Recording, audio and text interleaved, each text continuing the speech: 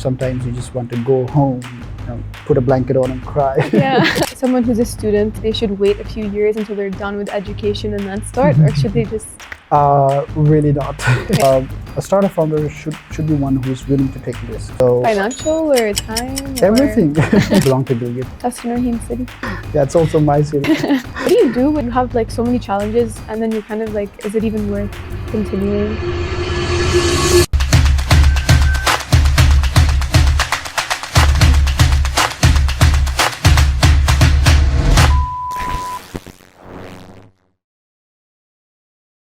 Assalamu alaikum everyone, welcome back to the AdVentures podcast, your one-stop shop for everything startup and entrepreneurship related.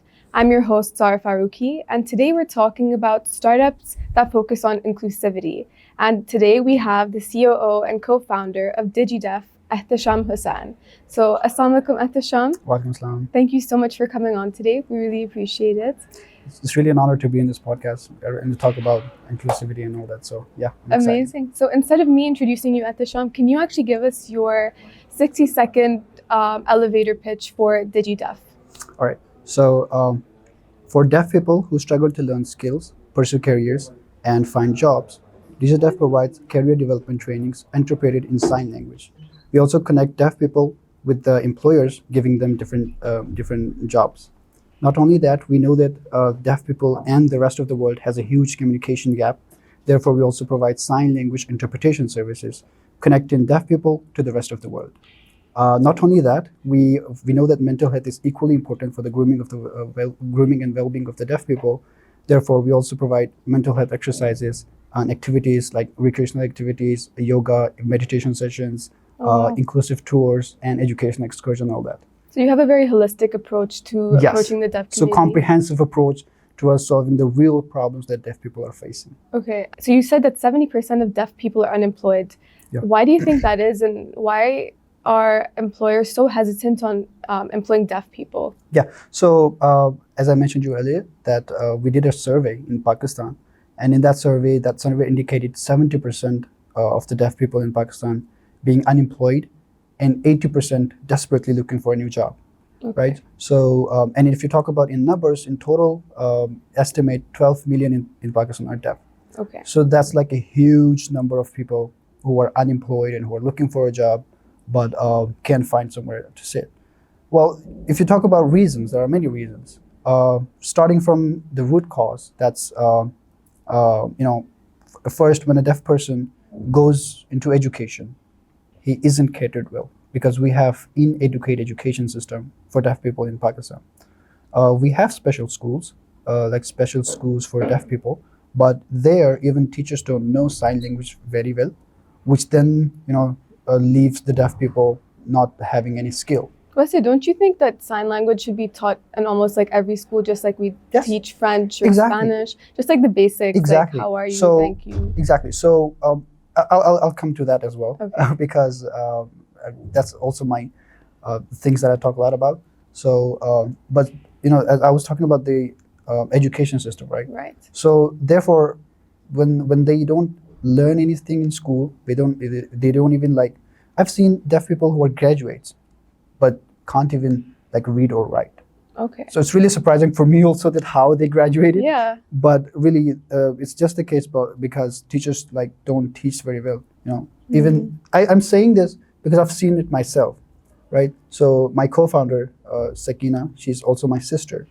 She's profoundly deaf, and she's been through all these problems. Actually, this startup was her idea and her inspiration why we both collaborated in, thought of making something for the deaf community. So so she faced all that problems, and she knows that, and it's not just her, all of the deaf community, right? So when they don't have skills, they don't know how to do something, it really makes the employer worry that, okay, if I hire this, he won't be able to do it. Yeah. That's number one. Number two, generally when we go and we talk with different employers on hiring deaf people, promoting inclusivity, they have a lot of doubts in their mind. So, what are those doubts? Yeah, so many doubts. For example, so one of the questions that arises in their mind is that why should we hire a deaf person when we can hire someone who we can talk to, right? Right. So for that, it's because you see when that happens, when this question arises in their mind, they probably go for someone who they can talk to easily, right? That's where deaf people get left behind. So what we tell them instead that, okay, listen, we know that they're deaf, right? If you're saying you have a communication problem, we can help you with that. So what we do is we also provide, as I said before, sign language interpretation services to the employers. So the employer can talk to his employee if he's deaf, right, easily. So that solves that problem. And on top of that, they're like, okay, well, if I hire a deaf person, I don't know how to facilitate him, right? Right. Because they don't know the disability, right? What sort of disability deaf person, is facing, what problems that he's facing through. Because there's not a lot of awareness. Yeah, they don't have community. the awareness that, okay, well, I don't know what to do, right? How do I do it? So that also, makes them that, okay, we'll not hire a deaf person. Yeah. But we try that. We actually bridge the gap between the deaf people and the employers. So that's really impactful. So you work on capacity building, exactly. skill-wise, and soft skills as well that you've mentioned. And I mean, I'm sure all of the deaf community really are pleased by that because you're helping them with job placements. And I think through startups like this, they'll be building awareness. So then more people are employed because, I mean, unemployment is an issue on its own in Pakistan and over the world. Of course. But deaf community ke liye, exactly. That's the point, Unemployment is the big problem for all of us as well, for normal people as well. Exactly. And in the deaf community, it's worse. Exactly. So, but there has to be someone who's addressing that, who's working on that. And that's why we came up with DigiDeaf. this. Yeah, that's DigiDeaf. Amazing, amazing. And you mentioned how your sister is deaf, and this was actually her idea. So how did you guys start building this? Was this like a sibling thing? My sister is really passionate about this. मैं उसकी मदद करूँगा. Yeah. How did this start? So there were many reasons, right? My sister, I'm actually younger than her. Okay, baby so brother. She started a YouTube channel way back, where she used to post, videos on how to improve yourself, how to break barriers for the deaf people, right? Okay. In sign language. So she was sort of like the first almost deaf woman social media influencer in Pakistan, right? So she motivated a lot of people. She motivated like many people, whoever used to watch those videos, they reached out to us, because they were like, okay, well, we're facing this problem, right? We want to, we associate with this problem. We know that you also face this problem. So that sort of created a huge community, right? Now in Pakistan, the deaf community is really close. Sister herself has more than 100,000 followers. Oh, wow. Yeah, across her channels. But those are just numbers, Whenever we go to any city, or whenever a deaf person sees us, they recognize her. So you're like the face of the... Wow, that's amazing. Yeah. So they recognize her and they like, okay, we know you, and we know you're working for us. We know what you've been doing, and we're really glad that you're doing. And the deaf community is really kind, in that sense. Yeah. So it's really amazing to just, be in this community where you're working for them and they're like really appreciating. And I've noticed that the deaf community is very friendly. Like, exactly. Maybe it's because people don't go and interact with them. But I think that, again, coming back to the thing where basics of sign language should be taught in school, because the deaf community, they're all part of our community. We're global citizens. Exactly. Salam dua to karni chahiye. At petrol pumps, there's deaf people, or restaurants, there's deaf people. So you should be able to say like, hello, thank you, the basics. So to the viewers, if you see a deaf person, I'll just leave this to you. If you see a deaf person, you go and talk to him. You see how he reacts. But how will they communicate? Exactly. It's really simple. Some people are like, okay, sign language is really complex. You have to do specific signs and other. You don't have to do that. It's actually, the language itself is generic, right? Right. It comes from, it's natural. So, for example, if you want to say hi, right? You do that all the time. Yeah. If we want to say, I want to eat food. Is that actually sign for? That's actually the sign for food. Oh wow! That's all you have to say is just this, right? Because it's really easy, right? So I give you this challenge that you go and talk to a deaf person, see how he responds. I'm sure you'll be amazed by his friendliness, and his openness, and how he loves, because they're like really isolated, right? Deaf people are isolated, like no one else is communicating with them. They get isolated when they go to school. Teachers don't understand them, right? when they go out in the public, people don't talk to them, because they have a lot of stereotypes in their mind. Like, okay, how do we talk to him? Maybe he will think something else. And I've seen in the rural areas in Pakistan, even in cities, people like mistreat them a lot, right? So that then translates into their depression, isolation, all those type of problems. And that's why you work on the mental health aspect as Exactly. well. So that's why when you go and see a deaf person, you just say hi to him. You'd be really happy. He would open up to you. And sign language is so beautiful, like, because you have to be so expressive. Exactly. So it's all expressive, so you know. expressive. It's expressive. Amazing. It's just your facial expressions, your hand gestures. It's really amazing. I also, I used to also did some songs interpreted into sign language. Oh, wow. Okay. And after that, I'm just addicted to it. Because at first, I used to just listen to songs, right? I used to listen to songs. But then when I also interpret in sign language, it's the pleasure is like if you're dancing. Okay, because it's really an expressive language. You just express. You get to enjoy it in a different way. Exactly, you enjoy it in a different way, and you love it, you know. Yeah. So the language itself is a beautiful language, and it's really amazing. One of my students, his name is Kashif Alvi. He wrote a book on this whole deaf and sign language and all that stuff. So, and the name of that book, the title that he put was the language of paradise. Oh, wow. Because it is the language of paradise. Because it's all expressive. Very expressive. It's different from the spoken language. Why? Because in spoken language, you have to think, okay, I have to form a sentence where I have to sound like this and say this things, and you can manipulate the way you need to say things. Exactly. But in sign language, it's just face to face. It's like right there. You connect more in sign language. I see you work with deaf people on a daily basis. So what are some of the problems that they face, like on the daily? When they're like communicating with the rest of the community, what are like some main problems that they face? Very common problems. Yeah. So as I mentioned, that they face bunch of many problems. But when you talk about daily life, so obviously when they go to school, I said the communication barriers there. They go out in public. They maybe go to buy some grocery or something from the outside. They can't communicate with the people because they don't know sign language, and some people are rude to them. And also when they go to a hospital, this is like the biggest problem. When they go to a hospital, they can't explain the doctor what the problem that he's having, what illness that he has. Right. So many problems, So they actually have no access to the things that are available to us. Not even information. Like when you see on TV, you watch news, right? So it's all in spoken language, not in sign. And there's no subtitles as well. There's no subtitles. Very rare. So but even subtitles don't work for deaf people. Oh. Yeah. So why? It's because it's not their. It's subtitles is either English or Urdu, right? Yeah. That's not their native language. So they understand more in sign language. Of course, that can happen, but for that you have to teach them first. Right. Which no one has done before. That's already a different problem. Yeah. So really, it's just around. We're actually running around circles and not solving the problem. Yeah. That's why we came up with this, DigiDeaf idea. So Ehtisham, you said that you started this with your sister Sakina. Can you talk a little bit about how important family support is? Because starting a startup is already a lot of pressure. There's so many things that could go wrong. So how has the experience been doing this with your sister as opposed to doing it with koi bahar se? So there are many perks when you have a sibling who's a founder, right?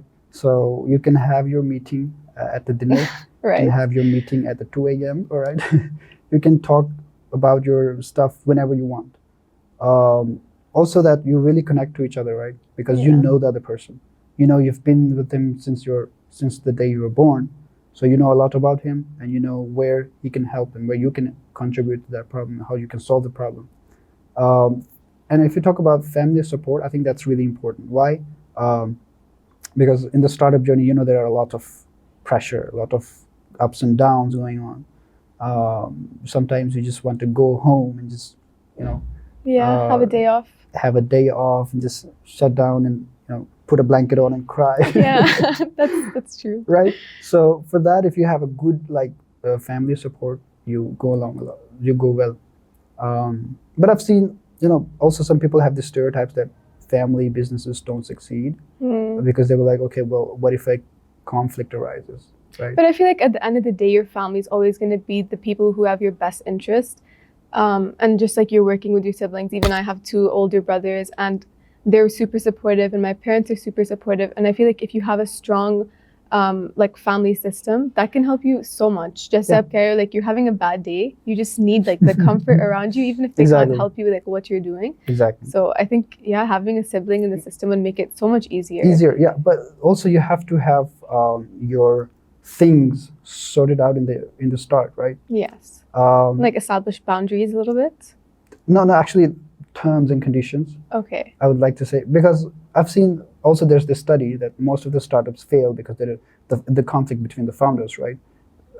Right. And we've seen that. We've seen even in big startups like Facebook, right? Definitely.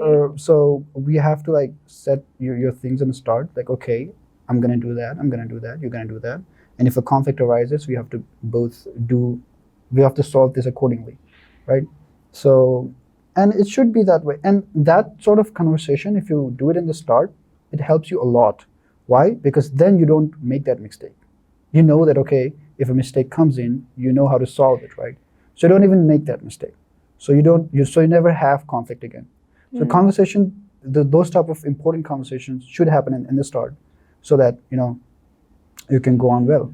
That makes sense. And you were in NIC, which is incubation for startups. So you were surrounded by some successful founders, some startups that failed. So what was like a common characteristic or trait you saw in the startups that were successful? Yeah, actually, startup success, startups failure and successes really depends a lot on many things, like many things. There are many possibilities, right, that can go wrong. Yeah. Maybe market crashes, maybe customer don't want to buy your thing, right? Yeah. Maybe the product that you're building is no longer required, or maybe you launched your product in the wrong timing, or maybe the conflict between founders. Definitely. So many things, but a startup founder should be one who is willing to take risks, big risk. Okay. So financial or time? Everything. Financial, your life, actually. Yeah, because you're putting so much time into one thing. What if it just doesn't work out? Exactly, that's the thing, What if you just work on one startup for 2 years and then nothing happened? So you have to prepare yourself. You have to prepare yourself. Okay, I have to prepare for failure. If this fails, so the only thing that you're going to left out with is the experience and learnings. That's a very positive way to think about it. Exactly. So therefore, it's really not a waste, I'd like to say, because, and also, I've done corporate job for 3 years, and in those 3 years, my learning level was this much. When I started startup, in just 1 month, I learned this much. And why do you think that is? It's because you're open to all, you're responsible. You have responsibility of everything. You have to manage your marketing. You have to manage your product development. You have to manage your, employee operation, HR. You have to manage your finances. A lot of responsibility. Exactly. Then you also have to look at that. You have to also talk well with the customers so they could come up on board with you. You have to solve their problems. So there are many things that you have to have headache on, and also you have to. I think it's all about risk management. So if we know that startup is a risk, right? Yes. Startup is a risk. There's no indication that says, okay, startup is a success. No, it's a risk. Yeah. The work of the founders is to really manage that risk, right? So you have to be a great risk manager. So let's say you have a capital to run for 6 months, right? Oh, okay. Then you have to sit down and think of new possibilities to add up that financial aid for the next 18 months, for the next 12 months, right? Because what will happen after 12 months? Then you can't support your startup, right? You will fail. So it's really a risk, and you have to manage your risk and reduce the risk. So it sounds like being an entrepreneur has a very heavy aspect of problem solving, right? Because you don't know what's going to happen in the next 6 months or 3 months, and you're constantly bombarded with, just like you're saying, for example, with the capital. Yeah. What was a really big challenge that you faced with DigiDeaf that you think completely changed your perspective on being a founder?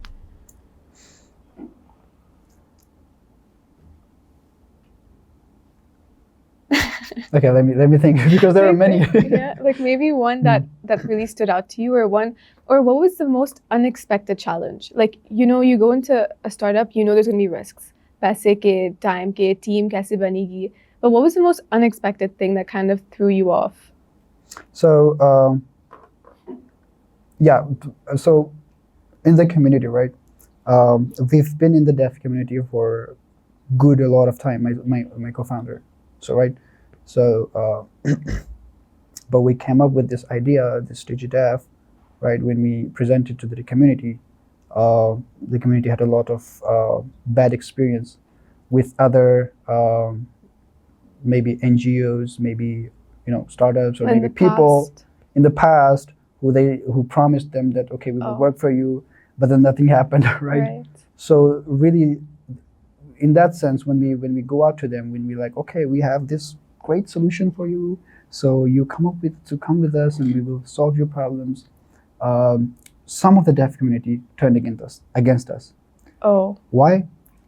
Because as I've seen, their life is really have a lot of challenges, right? Some deaf people's parents don't even support them, right? Their parents don't even understand them. Their mother, their father, they were like, okay, well, she's deaf, right? Or he's deaf, right?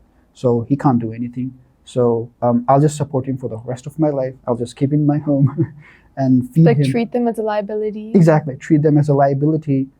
Or maybe if she's a daughter, we just quickly marry her to anyone else and not focus on her career, not focus on her studies, right? Not even talk to her. Parents don't even know sign language. So when that happens, the deaf person, right, he has a lot of negative traits with him that then translates to the other people. So that's why we said, okay, we have to have this mental health element. It's really important. So as I was saying, the challenge that we faced was because when we presented that to the community, a lot of people turned against us, saying that, okay, no, you're just one of those other people who promised they would do, but you have trust issues now. Yeah. So and also, the deaf community is really close, Yeah, everybody talks about it. So it's really, so we're working here, right? We're talking here, but then at the many places in the whole Pakistan, people are talking about you. Some people are saying good stuff about you. Some people are saying bad stuff about you. Right. So that was something that really took us out of like, okay, that was really unexpected. So yeah. That can also probably throw us a confidence go off balance, right? Because it's many times you would think that okay, let's not even do it, right? Yeah. What do you do when you have like so many challenges and then you're kind of like, is it even worth continuing? Exactly. That questions comes a lot, but there's always this one thing that makes us keep going. It's because we've seen the problem. The founder has seen the problem herself. She knows that there has to be a solution. Otherwise, what, right? Otherwise, what would happen to them? Even if they, say bad stuff about you, it's really not coming from their heart. Yeah. Right. It's coming from the traumas that have been facing. So you just don't have to, take it personal. You have to take it as if like, okay, they will understand one day, right? They will like learn and then grow up one day. So you just keep doing it. And maybe you're going to be the reason they completely change their perspective on things, right? I would love to be that reason. I mean, I'm sure. Yeah. I mean, so far it's been successful. And this challenge, and as it's really stuck me out in the start when I started this. I was like, I thought about it. I was like, why hasn't someone else done this before? Like, it's so easy, right? It's right there. Like 70% of people in Pakistan are unemployed. Why hasn't someone done that? That question really, left me. I was like, why is that so? But later on, when I start working on it, I see the challenges. Then I understood. Yeah. It's not an easy job. It's not easy.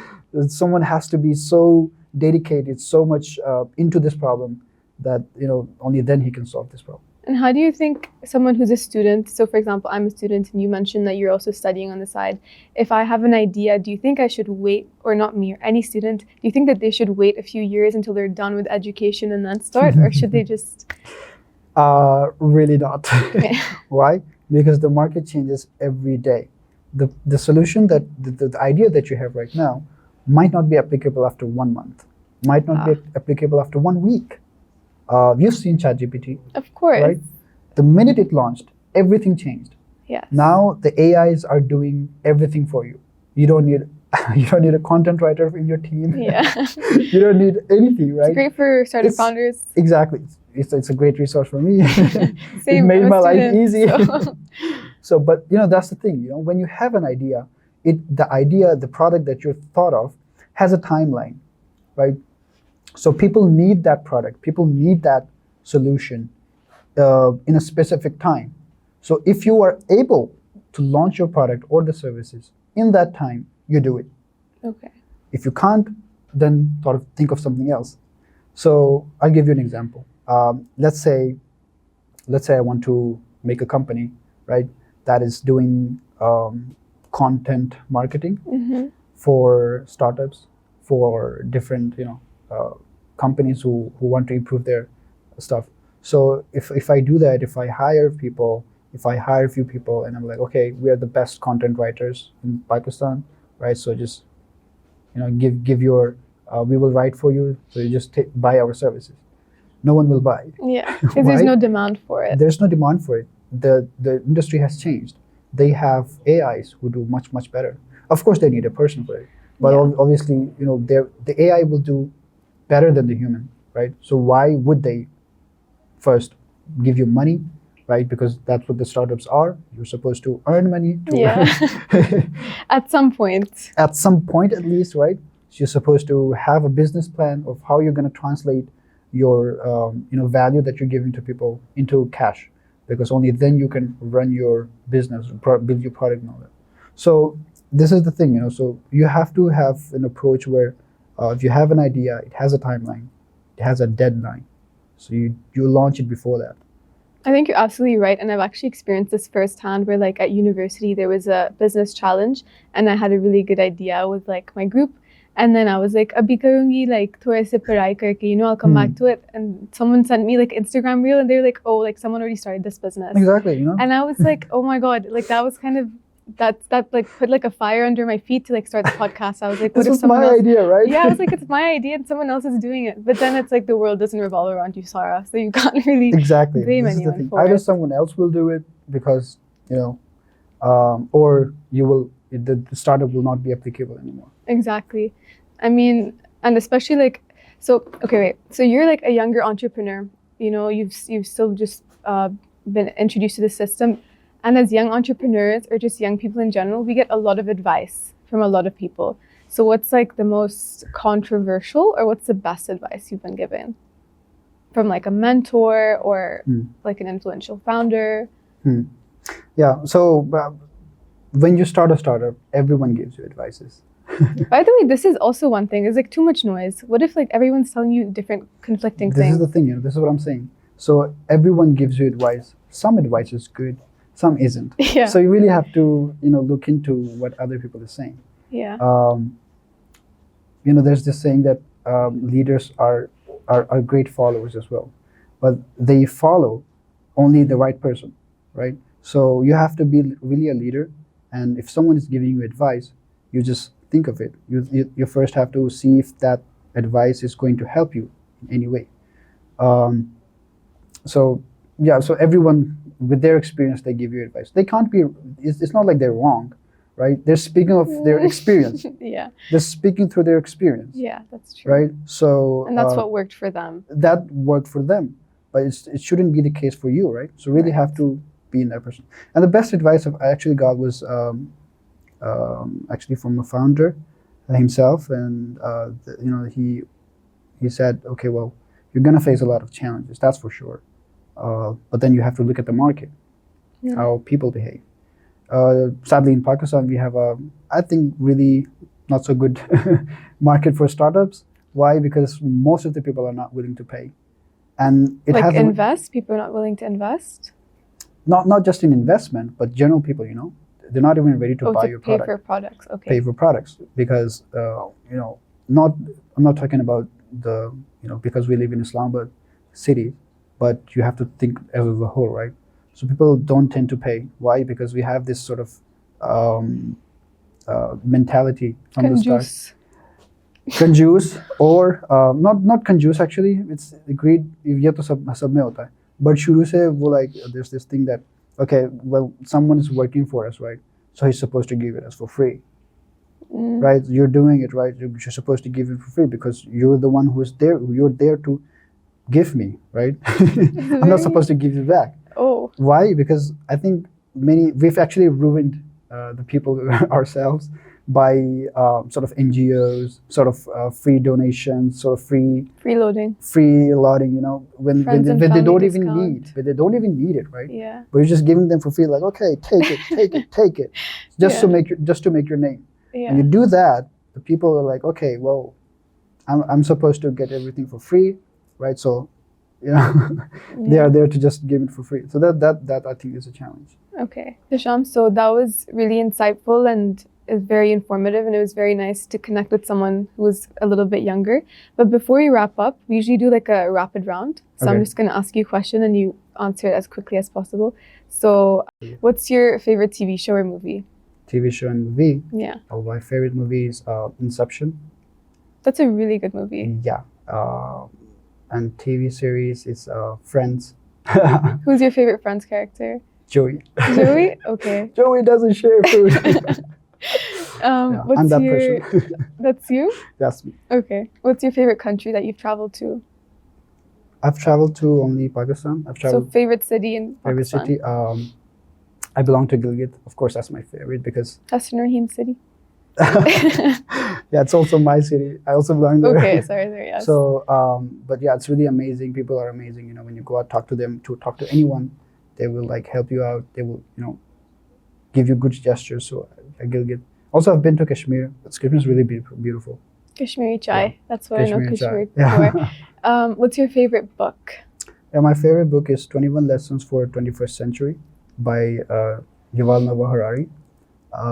Actually, he's someone who has read a lot of history and compared it with the present and sort of talked a lot about how we can improve, how our 21st, young generation should go around big problems. Okay. So, yeah. And what's your favorite quote? Okay, wait for this one because I have to think. If you're fighting to difficulties, it means a hero is being born. That's like seeing the beauty in the journey of things. Exactly. Right. So if you have tough times, if you have going through a lot of bad stuff, so that means that, okay, well, it's because you're building yourself, your character, you're building your character. You know, trauma builds the character. So yeah. That's a very nice quote. Before we wrap up, I just want to say, is there anything that you want to say to any young entrepreneurs who want to become entrepreneurs but they're a little scared? What's one piece of advice that you would give them? Scared. Okay, so I would like to say that do your research, study a lot, right? If you think about starting a startup, before doing that, you have to see yourself, your conditions as well. Are you willing to just put your life in line, right? Put everything in line, and do it for the sake of the customer, because he's the one why you're doing it all for, the problem that you're solving, right? So you have to first look at that, and also do your research before you start. Learn a lot, because we know that starting a startup has a lot of challenges, and you can learn from the challenges that other founders went through, the problems that they went through, and the failures that they had. You can learn from that, right? So just go out and research, do some learnings, do some courses, maybe join NIC. Yes, definitely. Right? So meet with people, with a good network, have mentors. Actually, mentors help you a lot. Mentors, and also you have to have right mentors. Yeah. Who have done that thing, only those who can answer that. So yeah. Okay, perfect. A lot of advice is not just one. Yeah, that's good, but take advice with a grain of salt. Yeah. And don't take criticism from anyone you wouldn't take advice from. Is something I learned the hard way. But that was, again, Ehtisham, thank you so much for coming on. I really appreciate you coming on and sharing your insights and building awareness on the deaf community. It's definitely a startup that's making a very, very big impact.